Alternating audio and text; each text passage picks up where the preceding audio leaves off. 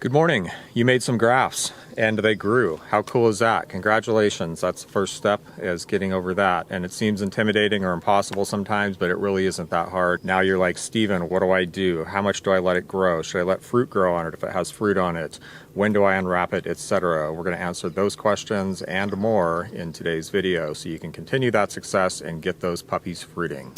First stop is suckering. So think of it this way. If someone were to cut your arm off and graft on someone else's arm, you'd be like, hey, wait, what did you do? I want my arm back. And you're going to try to like sprout a little arm and grow it back here because you want your arm. And they're like, no, we want this other arm. So that's what's happening here, is the tree wants to grow itself. And so it's going to tend to favor often, not always, but often, it'll tend to favor growth off its own branches like this. So this one has 1, 2, 3, 4 points of growth. So you want to take those off to make sure that the growth energy of the tree goes here, because these will grow more if you don't let those grow. We have a limb coming out and there's 2 grafts out here on the end, and then there's 1 good-sized sucker. And it's not uncommon to have really big suckers, pretty early in the season. There's another one right there. Now let's go look at some suckers on some bench grafts. Okay, here are some bench grafts. That just means that I took a small, young, new rootstock and I grafted a scion onto it and planted it in a nursery bed here so that it can grow into a first-year tree. Typically, these will sprout a lot of suckers like this. Now, obviously, you don't want those to grow because you want the top to grow. But there are situations where you may want to let one of them grow, and this is a perfect example here. This was a weak scion.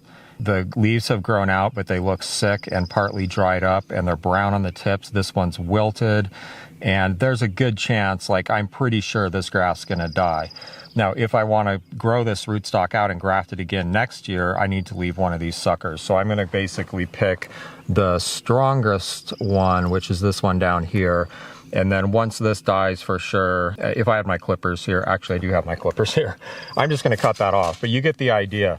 If you think that the thing isn't established yet and it's not really growing and extending, then you can go ahead and leave one of those suckers for insurance. Now, it's not really going to prevent the scion from growing at all and healing, and it's not going to make the scion die to leave suckers on here, but it won't grow as well. So it's okay to leave one for insurance until you're sure. Now on this one and this one, it's quite obvious that these are doing really well. Like, this shoot can't grow this much and look this healthy unless there's a healing between the stalk and the scion. Scion is actually receiving some nutrients from the rootstock and of course water. So this one, I'm going to go ahead and break them all off. So the distilled lesson here is basically, if this is growing really healthy like this one, it looks really great, there's no reason to leave any suckers on there. This one, however, does not look as good. It's got some browning on the tips. This is wilted. This leaf doesn't look awesome. So that one I might want to leave one sucker on just till I'm sure this is actually going to heal and grow. However, it does have a second bud coming out here too, so that might also be successful. So there's a little bit of a judgment call involved there.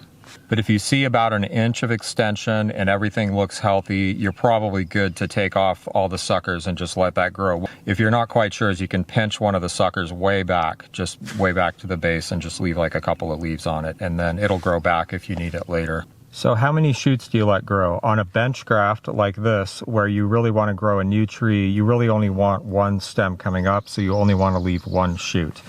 Typically, I will pick the stronger of the 2 shoots, even if it's growing lower down. In this case, the lower shoot is weaker, so I'm just going to go ahead and take that off.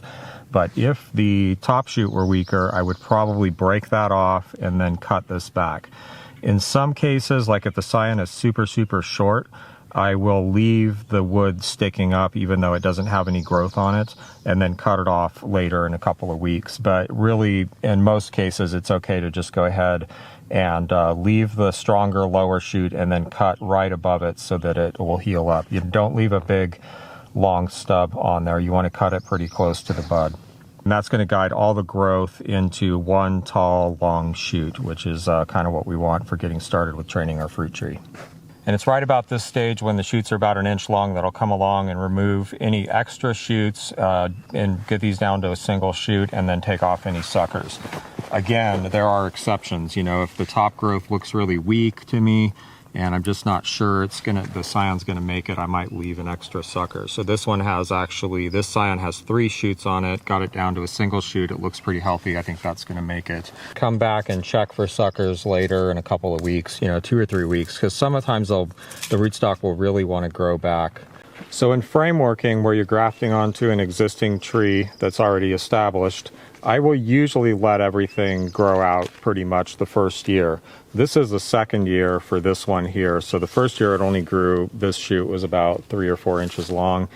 Now it's longer. So now I might think about doing some pinching during the growing season, or kind of like summer pruning.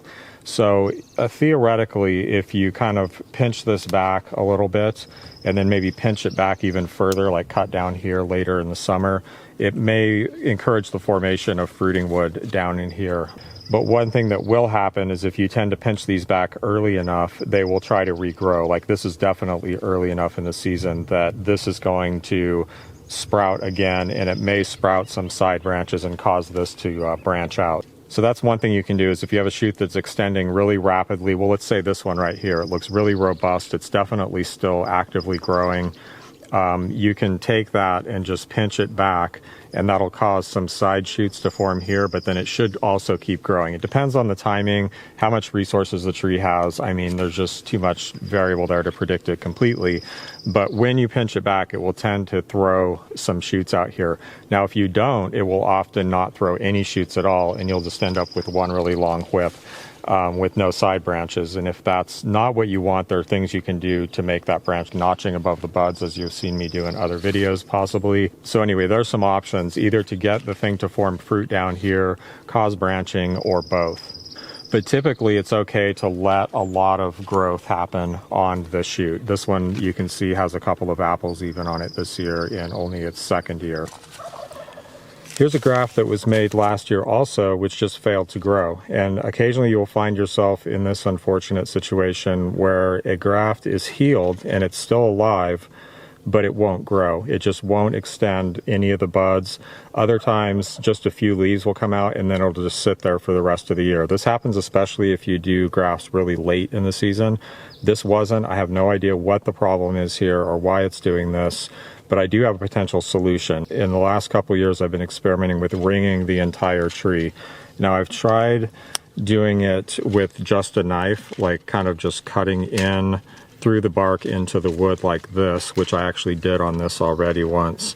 And that hasn't actually been successful as far as I've noticed. But when I've made a small, narrow saw cut that actually disrupts it more, I have seen results, really good results actually, and that's kind of the thing I'm going to be doing in the future going forward to see how well that works in the long run in, when we have some greater numbers to look at. So that's one option. Obviously, you don't want to cut too far into the wood. This isn't a very thick branch. There's a bunch of growth out here. There's some apples on the end, so I want to be careful not to weaken this too much. As you can see, I already cut a notch here, and sometimes that will cause things to grow out. But so far, it almost looks like there's a little green on this bud, but I can't tell for sure. And I'm not 100% that this scion is still alive. Let's check that. Yep, it's definitely alive. So what I'm going to do is get like a hacksaw or something even thinner maybe, and just make a little saw cut all the way around this and see if I can get that to force it to shoot out. If you're grafting late in the season and it only grows a little bit, you can just leave it and then it'll grow the next year. But if you have something stubborn, the first step is to cut a notch in the bark, right through the bark and just slightly into the wood, and that can go about like 1/4 to 1/3 around the diameter of the tree, and often that will do it. And then the next step, again, this isn't still in development, but so far the results have been pretty amazing actually, is to make a thin saw curve. Now, normally people will tell you that if you do that, this part of the tree will die, right? Like if you ring all the way around the bark. But keep in mind, this is very, very narrow. Like on tree trunks, I've been using just my regular pruning saw, which makes, I mean, it's at least 1/16 of an inch wide, but it's still not that wide in the spring when the tree is growing super fast. Like I could probably get away with doing that here, but I think I'm going to use something a little bit thinner, and that will actually heal really fast. But it's going to shock the tree, and the tree's going to think that everything up here is going to die, and it has to grow something down here. So it's going to start pushing suckers and dormant buds down here, and hopefully push that bud out. I had some grafts grafted onto this big stub. This used to be like a major scaffold branch, and I regrafted it to something else, and it just would not grow. I mean, it literally sat here for years and grew, you know, 10 inches or something, and it just would not push the growth to replace this branch, because I actually wanted to grow a new scaffold branch here. I notched it a couple of years in a row, like big notches here. Wouldn't do it. It would not push the growth. So then I took a saw, you might be able to see this scar here, and I just cut around the entire thing, like through the bark and into the wood a little bit. And it was healed up, you know, really rapidly within 3 or 4 weeks, but it just shot those things and they grew like crazy in 1 year. And then I actually cut these back again this year, and I grafted something else on here. I'm trying to replace my pink lady scions because my old one died. I'm gonna actually do this again because even though these are growing pretty well, like they already have 10 inches this year, I really, really wanna drive this growth really hard to get these scaffold branches replaced as soon as possible. So again, I'm just gonna take the saw and cut through the bark. And yeah, as to the question, am I worried that this is going to kill the tree or really cause it any significant damage? I'm really not. So I've done it a couple times now on other stuff, and so far the results are pretty astoundingly great. When the tree's growing really rapidly like this, you know, it's going to perceive this as an emergency. It's going to push growth into this because it wants to make sure it survives and that something, you know, grows. And it's going to heal this up really fast too. It'll look like nothing ever really happened, except that these will grow a lot more. And here's another situation where I feel sure that this graft is going to grow well. These shoots are like, that's 3/4 of an inch long. It's very healthy. All this growth looks healthy. Maybe it has a little aphids. It's kind of curly or something, but the growth looks healthy and juicy and plump and full of water. So I can go ahead and take that sucker off. You want to keep an eye on these framework trees where you're putting a bunch of different varieties on these stems, because they will sneak out a sucker once in a while, and if you're not paying attention, that can end up being a fruiting branch later. Now in some situations I want suckers to grow. Like here I had cut this branch off and then it grew a sucker, and I was like, well, you know, there's quite a bit of space in this stem here, and maybe I want to graft something onto this when it matures next year.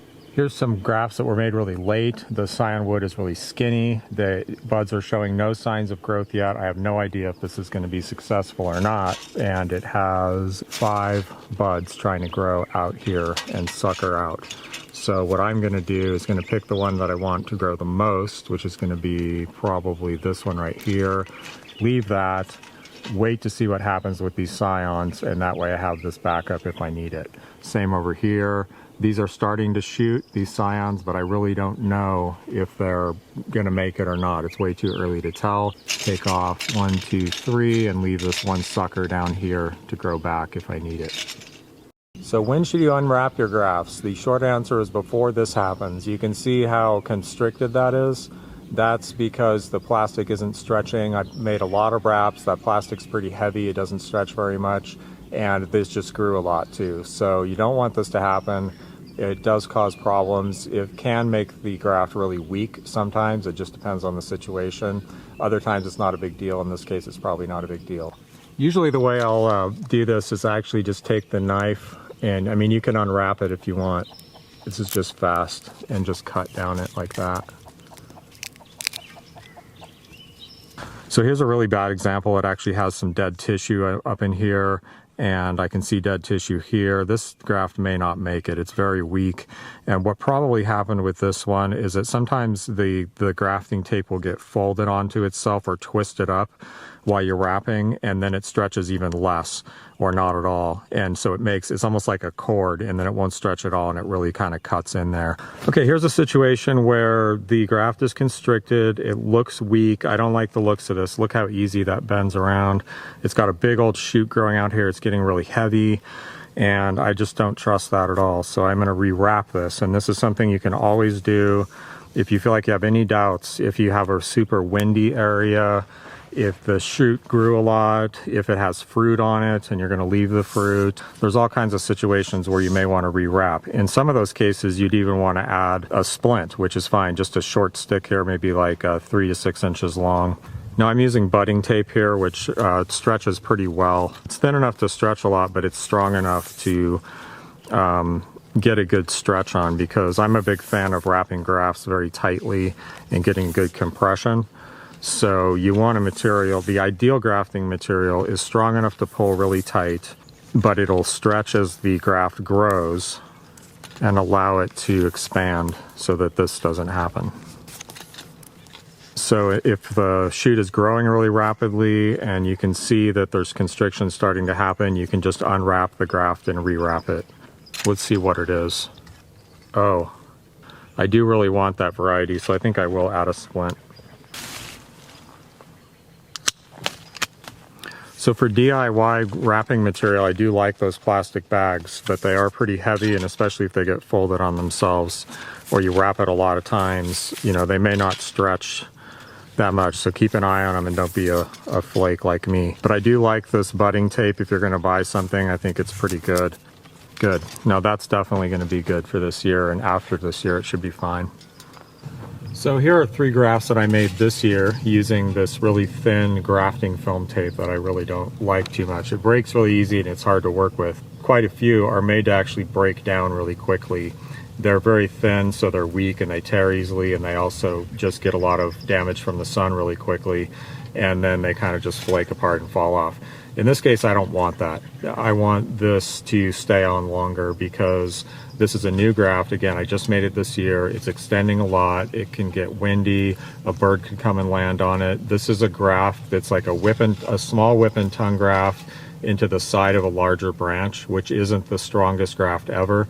The weight of this out here has a lot of leverage against this graft to like snap it and pull it up like this. You can see what's left holding that graft together, and it ain't that much. And it's only June 1st today, so, you know, there's still a lot of healing that needs to happen here before I feel like this graft is capable of being in the big, scary world on its own with wind and birds and me. I bump into grafts all the time. I can't tell you how many times. The other day I bumped into the same graft about 3 times in 5 minutes. Just, you know, clumsy situations, working on ladders. I come through here all the time. It's crowded. I'm working on these fava beans I have planted down below, and you just end up bumping into stuff. And a really good wrap that's really well compressed is remarkably effective at keeping that graft together and keeping it from moving if it gets jostled, or keeping it from breaking in the wind or with other stresses. Okay, so here's another graft I did this year, and it is using the same grafting foam that I don't like, but as you can see, this is completely intact still, and that's probably because it's not getting much sun. It may also be that it didn't expand as quickly, or it could be a combination of those two things. But I'm going to cut this open because, and then rewrap it. It just seems like a fun opportunity to look at a healing graft. Okay, you can see here how the edge of this cut and the edge of this cut have both grown a lot of what's called callus tissue.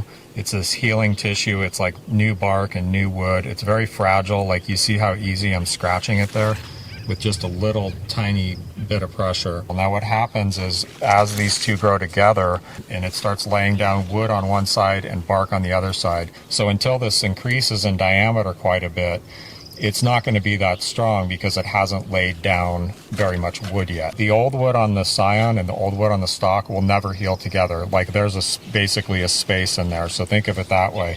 The only way this becomes strong is by adding new growth rings and new layers of wood. And so that's really what's going on, and that's why you need to give it enough time to heal. You know, not just heal together like this, that's one thing, but then to start really laying down layers of wood and bark, especially wood. But I know that this tissue is all still really weak. I know there's not much wood laid down yet.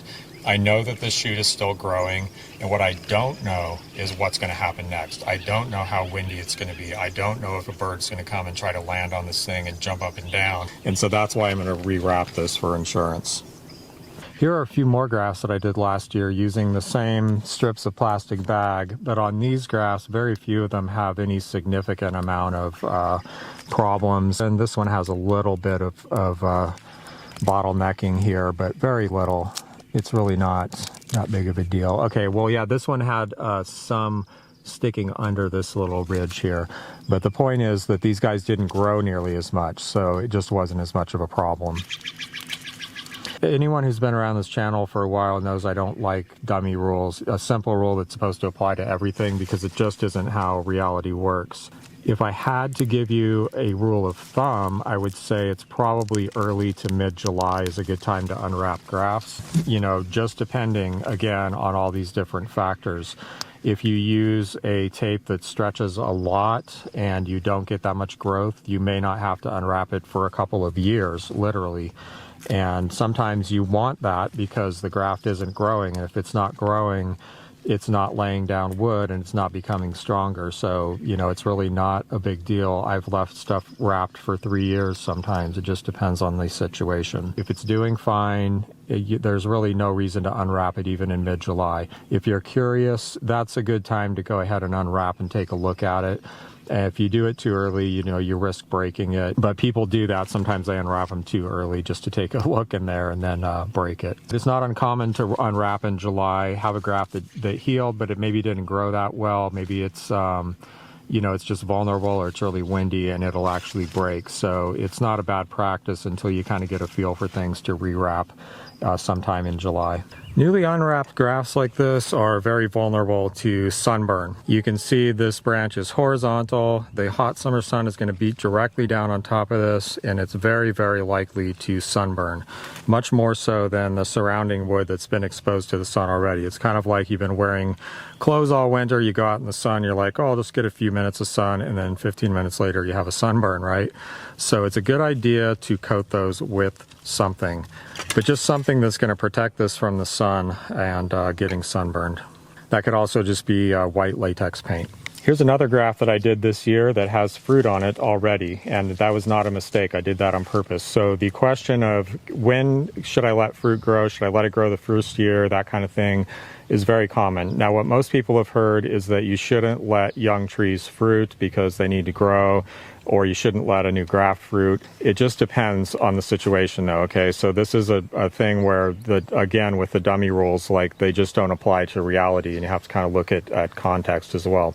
So if you have a new tree, you want to grow a framework on which to grow fruit, right? Especially if it's a bench graft. So it's like a new graft with, a piece of small diameter rootstock with very few roots on it. You graft the scion on top, you plant it in the ground. It does not have the vitality and root system and resources to support growth and fruit at the same time. This situation, however, is completely different because I have an established tree. It's over 10 years old. It's already fruiting and growing. It has the ability to drive growth like this and fruit in the same year. You can go ahead and let those fruit. There is one other concern with that, but we'll get to that in a second.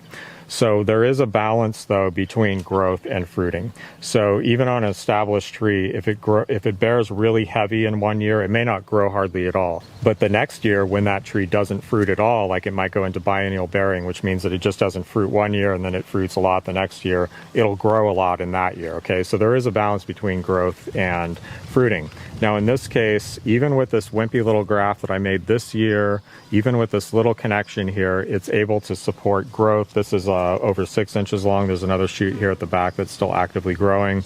And then it also has this fruit and all these other leaves on it. So this is actually doing pretty well. And that won't always be the case. So in some cases, you're going to get like a wimpy graft. For some reason, maybe the graft didn't heal very well. It's a wimpy variety. Like the variety you graft on is just a weak grower, which there's a lot of those.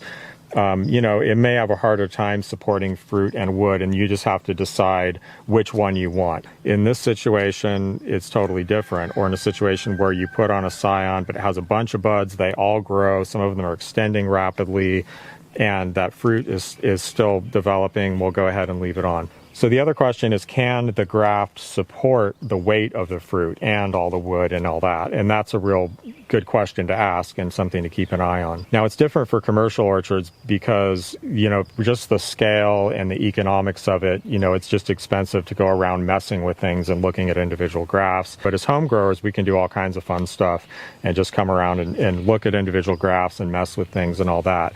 So what I did on this, because I knew it was a 16-inch long graft with side branches, and it's going to be heavy, and I wanted fruit on it the first year. I just went ahead and put on like a 6-inch splint here and wrapped that on. In most situations, maybe not everyone, there's something you can do. Either wrapping this really, really well and making sure you leave it wrapped through the whole season with something that's going to stretch and grow with the graft, but it's going to really compress it, because that compression is incredibly powerful. Like, it really, really can keep grafts together.